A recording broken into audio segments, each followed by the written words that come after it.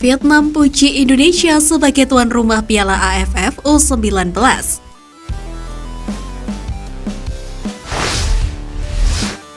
Jelang pertandingan perdana Grup A antara Timnas U19 Vietnam lawan Timnas U19 Indonesia, pihak Vietnam menyoroti Indonesia sebagai tuan rumah.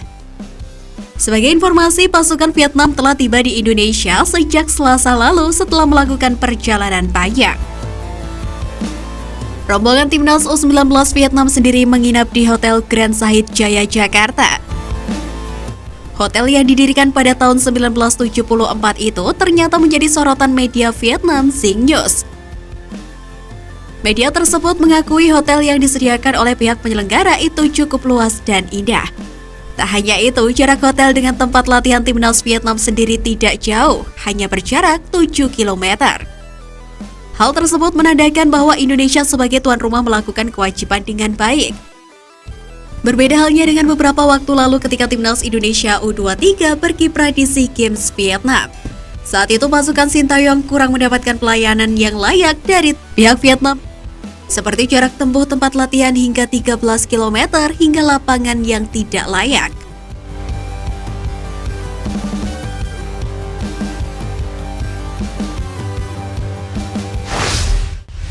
Sintayong janji terapkan taktik kejutan untuk Timnas U19.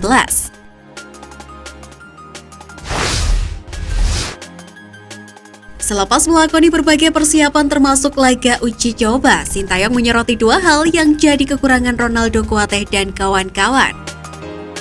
Dua hal tersebut yakni organisasi permainan dan taktik. Untuk itu, pelatih asal Korea Selatan itu ingin memperbaiki dua hal tersebut sebelum Piala AFF U19 2022 bergulir. Hal tersebut diakui oleh salah satu punggawa andalan skuad Garuda, Marcelino Ferdinand. Menurut gelandang berusia 17 tahun itu, latihan Timnas Indonesia U19 lebih keras ketimbang latihan di Timnas senior. Lebih keras mungkin sama-sama. Marcelino Ferdinand yang juga termasuk dalam Timnas senior menyebutkan, latihan Timnas Indonesia senior terbilang santai. Karena di level Timnas Indonesia senior sendiri pemain sudah sama-sama berbekal pengalaman. Disiplin terus latihan core dari makan, dari tidur itu juga sih. Termasuk kita di sini tersinambungan. Jadi kita harus menjaga semuanya itu, disiplin. Kalau di 19 ini lebih itu ya, intensitasnya lebih kuat, kayak lebih keras mungkin sama-sama.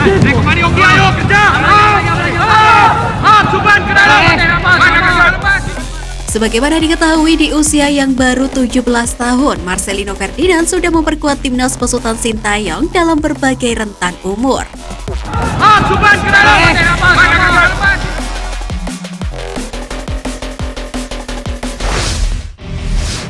PSSI targetkan Timnas Indonesia raih gelar juara.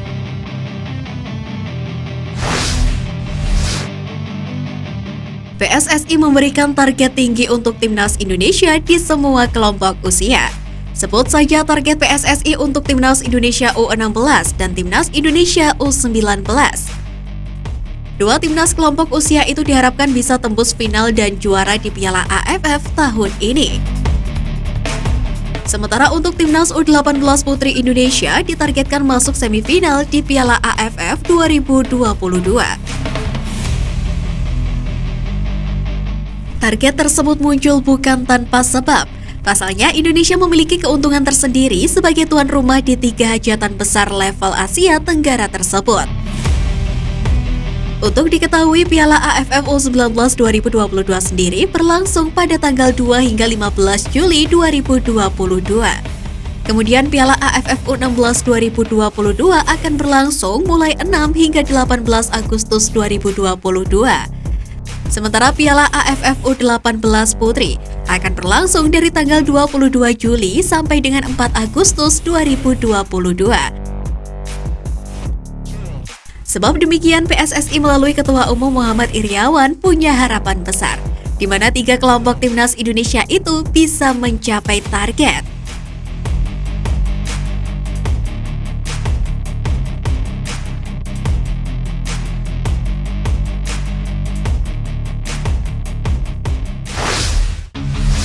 Permohonan naturalisasi dibacakan di sidang paripurna DPR.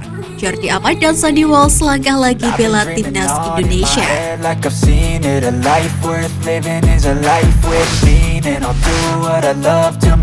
Dua pemain keturunan Indonesia, Jordi Amat dan Sandy Walsh, langkah lagi bisa membela tim nasional Indonesia. Sebab proses naturalisasi kedua pemain terus berlangsung. Terbaru, bahkan permohonan naturalisasi sudah dibacakan dalam sidang paripurna DPR RI pada hari Kamis kemarin. Wakil Ketua DPR RI, Sufi Dasko Ahmad, menyampaikan bahwa pimpinan DPR pada tanggal 17 Juni 2022 menerima surpres atau surat Presiden ihwal permohonan kewarganegaraan Indonesia atas nama Jordi Amat. Dasko melanjutkan bahwa DPR juga menerima surpres permohonan kewarganegaraan Indonesia atas nama Sandy Walsh.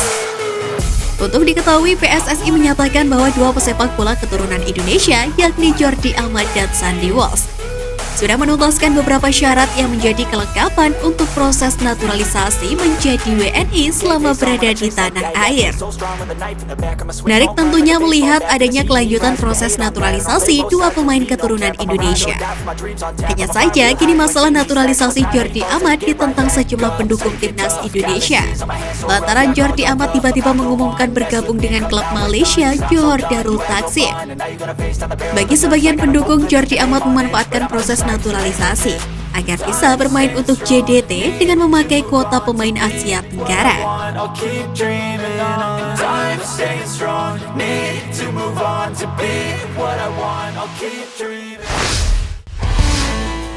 Menpora restui naturalisasi pemain keturunan untuk timnas Indonesia U20. Menteri Pemuda dan Olahraga Republik Indonesia Zainuddin Amali merestui rencana PSSI dan pelatih timnas Indonesia Sintayong yang ingin kembali menaturalisasi pemain keturunan. Para pemain tersebut diproyeksikan untuk memperkuat timnas Indonesia U20 di Piala Dunia U20 2023 yang akan digelar di tanah air. Sejauh ini PSSI dan Sintayong belum secara resmi mengajukan nama-nama pemain keturunan untuk dinaturalisasi, khususnya yang diproyeksikan tampil di Piala Dunia U20 2023. Namun beberapa waktu lalu Sintayong memang sempat mengundang 3 pemain keturunan untuk mengikuti pemusatan latihan atau TC Timnas Indonesia U19 di Jakarta.